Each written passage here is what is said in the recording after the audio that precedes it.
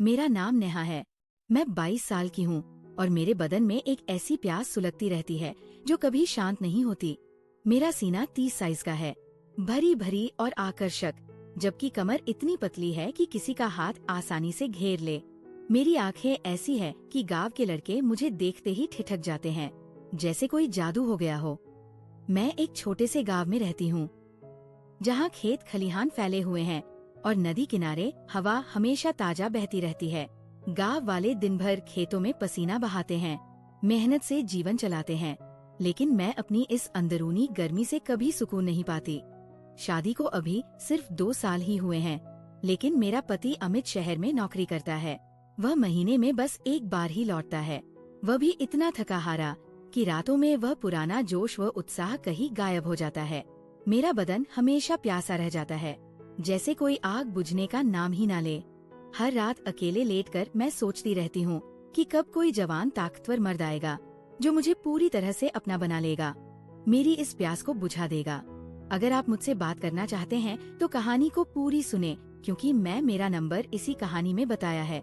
घर में ज्यादातर समय मैं अकेली ही रहती हूँ। दोस्तों, ये कहानी मेरी और मेरे जेठ राजेश की है। कहानी बहुत ही ज्यादा मजेदार होने वाली है, जिसमें आपको बहुत मजा आएगा, इसलिए इस कहानी को पूरी सुने। हेलो दोस्तों, सबसे पहले मैं आपसे रिक्वेस्ट करना चाहती हूँ कि वीडियो देखने के बाद सब्सक्राइब जरूर कर लीजिएगा। मैं इन वीडियोस को बनाने में बहुत मेहनत करती हूँ और इसी से मैं अपना खाना खाती हूँ। जो भी सब्सक्राइब करेगा, मैं दुआ करती हूँ कि उसकी जिंदगी बहुत अच्छी, अमीर और खुशहाल हो। प्लीज प्लीज सब्सक्राइब कर लीजिएगा। मेरे सास ससुर का घर पास ही है और उनका बड़ा बेटा मेरा जेठ राजेश अक्सर मेरे घर आता जाता रहता है। राजेश 28 साल का है, गांव का सबसे मजबूत और हटा-कटा आदमी। वो खेतों में दिन भर मेहनत करता है, जिससे उसका बदन पत्थर जैसा मजबूत हो गया है। चौड़ी छाती, सख्त बाजुएं और वह मुस्कान जो सीधे दिल को छू जाती है। जब वह मुझे देखता है तो उसकी आंखों में एक ऐसी चमक होती है जो लगता है जैसे मेरे कपड़ों को भेद रही हो। शुरुआत में सब कुछ बिल्कुल सामान्य था। राजेश मुझे भाभी कहता था और मैं उसे जेठ जी कहकर पुकारती। लेकिन पिछले कुछ महीनों से मैंने महसूस किया कि उसकी नजरें मेरे बदन पर ठहर जाती है, मेरी भरी हुई छाती पर, पतली कमर पर, जांघों पर। मैं स्वभाव से अलग हूँ, इसलिए कभी कभी जानबूझकर टाइट ब्लाउज पहन लेती, साड़ी का पल्लू थोड़ा ढीला रखती ताकि वह देख सके। अंदर से मुझे एक अजीब सा मजा आता था जब उसकी नजरें गर्म हो जाती और हवा में तनाव सा छा जाता। एक गर्मी के दोपहर मौसम इतना उमस भरा था कि सांस लेना भी मुश्किल हो रहा था। मैं घर में सिर्फ ब्लाउज एंड पेटीकोट में थी, पल्लू भी नहीं लिया था। राजेश खेतों से लौटा, पसीने से तर बनियान और लुंगी पहने हुए उसने पानी मांगा। मैंने गिलास बढ़ाया, लेकिन हाथ फिसल गया और पानी उसकी बनियान पर गिर पड़ा। मैंने झुककर हाथ से पोंछना शुरू किया। मेरा हाथ उसकी सख्त छाती पर रुक गया। उसकी धड़कन इतनी तेज थी कि मेरे हाथ के नीचे महसूस हो रही थी। वह मेरी आंखों में देखता रहा और धीमी गहरी आवाज में बोला, भाभी, आप तो गांव की सबसे खूबसूरत औरत हो, कोई आप जैसी नहीं देखी मैंने।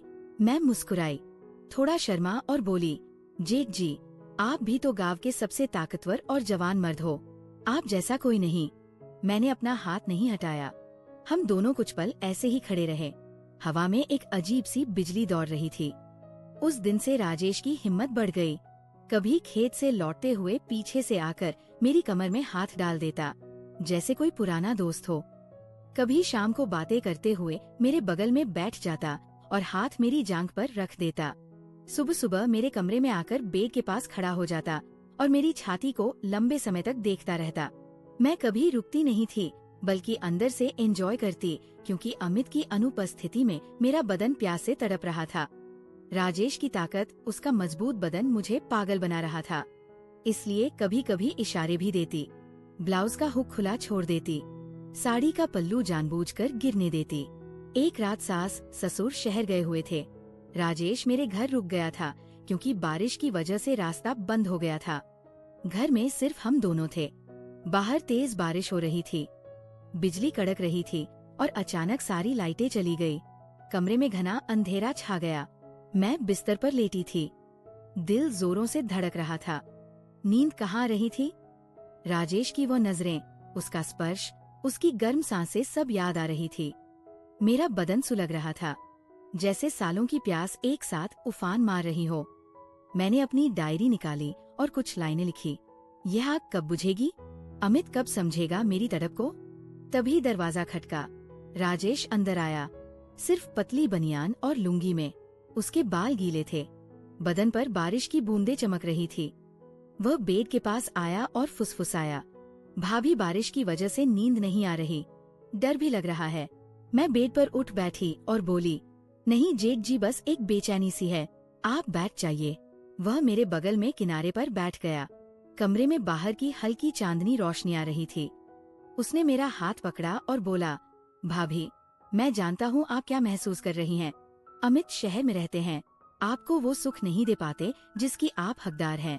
आपकी आंखों में वह प्यास झलकती है जो मुझे भी जला रही है। मेरा दिल पागलों की तरह धड़क उठा। मैं भी चाहती थी कि राजेश आगे बढ़े, इसलिए हाथ नहीं छुड़ाया। बोली, जेठ जी, आप सही कह रहे हैं, मेरा बदन प्यासा है और आप इतने ताकतवर, इतने मजबूत। वह और करीब सरक आया, उसकी सांसें मेरे चेहरे पर लग रही थी। बोला, भाभी, मैं आपको पूरी तरह अपना बनाना चाहता हूँ। आपकी ये गर्मी, ये सुंदरता मुझे काबू से बाहर कर देती है। उसने मेरा हाथ अपनी छाती पर रख दिया। उसकी धड़कन मेरे हाथ तले तूफान की तरह थी। मैंने हाथ नहीं हटाया। वह मेरे कंधे पर सिर टिकाने लगा। उसकी गर्म सांसें मेरी गर्दन पर लगी। बदन में करंट्स दौड़ गई। हम कुछ देर चुप रहे, सिर्फ बारिश की आवाज और हमारी तेज सांसें। फिर वो मेरे कान के पास आया और फुसफुसाया, भाभी, बस एक बार मुझे कसकर गले लगा लो, मैं आपकी ये प्यास बुझा दूंगा, वादा करता हूँ। मैं चुप रही। वो धीरे से मुझे अपनी मजबूत बाहों में कस लिया। उसका चौड़ा सीना मेरे बदन से सटा था।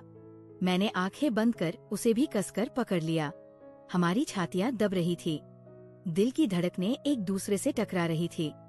उसकी बाहें मेरी कमर पर इतनी कसी हुई थी जैसे कभी ना छोड़े। हमारी सांसें तेज हो गई। वह मेरे बालों में उंगलियां फेरते हुए बोला, भाभी, आप कितनी नरम हो, कितनी गर्म, मैं आपको हर इंच महसूस करना चाहता हूँ। मैंने उसकी पीठ पर हाथ फेरा। वह और जोर से मुझे दबाने लगा। उस पल दुनिया गायब हो गई, सिर्फ हम दोनों थे। वह मेरे माथे पर, गालों पर, गर्दन पर धीरे धीरे हाथ रखता गया। मेरा बदन कांप उठा। मैंने कांपती आवाज में कहा, जेठ जी, हाथ बाहर निकालिए, मेरी सांसें फूल रही हैं, लग रहा है मर जाऊंगी। लेकिन वह रुका नहीं। उसने मुझे और कस लिया। हम घंटों एक दूसरे में खोए रहे, बहुत करीब, बहुत गहरा, बहुत तीव्र।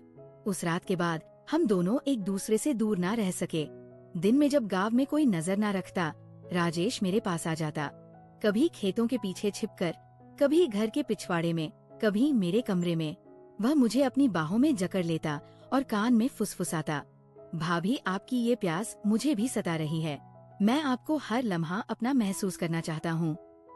मैं भी उसे कसकर पकड़ लेती। उसकी चौड़ी छाती मेरे बदन से सटी रहती, सांसें गर्दन पर लगती और मेरा बदन कांप उठता। एक बार तो हमने नदी किनारे शाम की सुनसान में भी समय बिताया, जहाँ पानी की लहरें हमारी बातें छुपा रही थी। एक दिन अमित फिर महीने भर के लिए शहर चले गए। घर में सिर्फ हम दोनों थे। शाम को मैं नहाकर निकली, लाल पतली साड़ी पहनी जो मेरे भरे बदन से चिपक गई थी। बाल गीले, कमरे में खुशबू फैली हुई। राजेश बाहर बैठा था। मुझे देखते ही उसकी आंखें चमक उठी। वो उठा और बोला, भाभी, आज आप तो किसी परी से कम नहीं लग रही। मैं खुद को रोक नहीं पा रहा। मैं चुप रही। वह मेरे सामने खड़ा हो गया, नजरें चेहरे से नीचे सरक रही थी। धीरे से मेरी कमर में हाथ डाला और मुझे अपनी तरफ खींच लिया। मैं उसके सीने से टकराई। बोला, भाभी, आप पूरी तरह मेरी हो जाओ। सिर्फ मेरा दिल धड़क रहा था। मैंने उसकी छाती पर हाथ रखा और बोली, जेठ जी, ये आग बहुत भयानक है। मैं डर नहीं रही, बल्कि और भूखी हो रही हूँ। वह मुस्कुराया और मेरी गर्दन पर हाथ रख दिए। उसका स्पर्श, सांसें, मेरा बदन जल उठा। मैंने उसे गले लगा लिया। हम कमरे में पहुँचे। वह मुझे बेड पर ले गया, ऊपर चढ़ गया। उसका मजबूत बदन मेरे ऊपर था। हाथ, पीठ, कमर, जांघों पर घूम रहे थे। मैंने उसकी बनियान उतार दी। उसकी चौड़ी छाती, सख्त मसल्स सामने थे। मैंने हाथ रखे, हमारी सांसें एक हो गई। वह बोला, भाभी, आप कितनी नरम, कितनी गर्म हो, मैं आपको कभी ना छोड़ूंगा। आंखें बंद कर ली। हम बहुत गहरे आ गए। तीव्र जुनून में मैं चीखी, जेठ जी बाहर निकालिए, सांसें बंद हो रही हैं। लेकिन वह रुका नहीं और कस लिया। आग चरम पर पहुंची, चीखें करा बनी। फिर आनंद की आवाजें कमरे में गूंजी। उस शाम से हम पूरी तरह खो गए। अमित के जाने पर हम हर पल साथ जीते। सुबह राजेश कमरे में आता, बिस्तर पर मुझे बाहों में भर लेता। दिन में खेतों के पीछे या घर में मिलते उसकी छाती सटी रहती, सांसें गर्दन पर, बाहें कमर जकड़ती। हर बार चीखती, बाहर निकालिए, लेकिन वो कस लेता। और आनंद की लहरें आती। वो रातें स्वर्ग सी लगती। मेरी प्यास उसकी आग से बुझ रही थी, लेकिन सुख के साथ डर भी था। गाँव छोटा, अफवाहें फैल सकती थी। फिर वह दिन आया, अमित का टूर अचानक खत्म हो गया। वो बिना बताए दोपहर को लौटे। हम कमरे में थे, राजेश मुझे बाहों में लिए, बहुत गहरे में दरवाजा खुला। अमित अंदर, सब ठहर गया। उनकी आंखें हैरानी, दर्द, फिर गुस्से से लाल। चुपचाप बैग रखा और बाहर चले गए। मैं रोते हुए अलग हुई, कपड़े ठीक किए, पीछे भागी। खेत की ओर जा रहे थे, पैरों पर गिर पड़ी।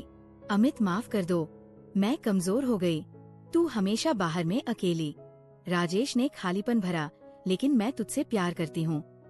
राजेश आया, बोला, भैया गलती मेरी, मैंने भाभी की कमजोरी का फायदा उठाया। अमित ने सांस ली, दर्द भरी आवाज में बोले, नेहा, राजेश, मैंने भरोसा किया था, ये गांव हमारा था, लेकिन अब टूट गया।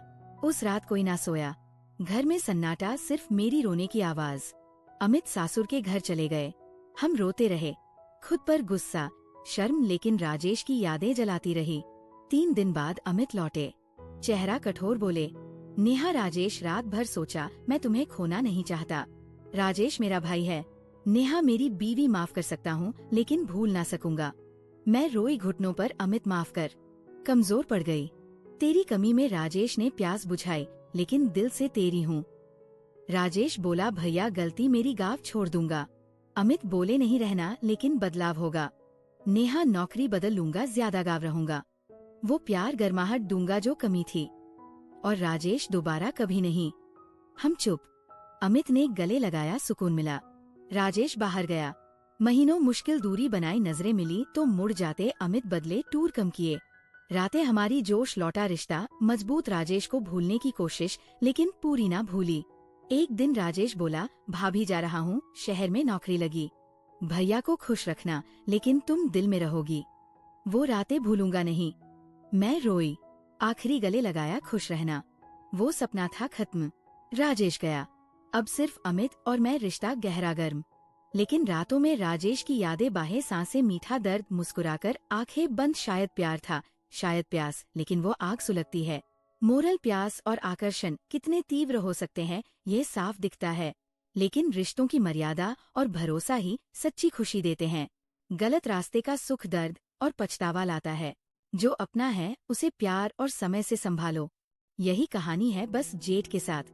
अगर और कोई बदलाव चाहिए तो बताना। तो दोस्तों, कहानी आपको कैसी लगी कमेंट करके जरूर बताएं। और अगर आप चैनल पर पहली बार आए हो तो चैनल को सब्सक्राइब कर अपना प्यार जरूर दिखाना। मिलती हूँ एक ऐसी नई वीडियो के साथ, तब तक के लिए बाय बाय।